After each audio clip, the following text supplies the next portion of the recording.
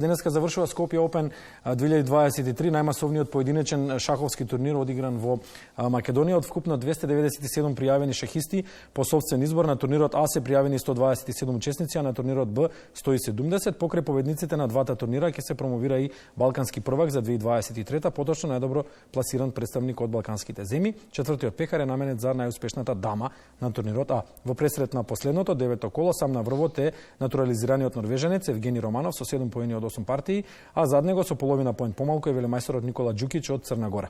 На делба на третото до петото место со по 5,5 поени се или 5,5 поени се Александер Крастев од Германија, Елтај Сафарли од Азербејџан и Ерај Килик од Турција. Во групата од 12 шахисти што следи со освоени 5,5 поени се наоѓа и нашиот представник, интернационалниот мајстор Никола Николовски, а Звонко Станојовски и Андреј Велјановски се во групата што има освоено 5 поени од 8 партии.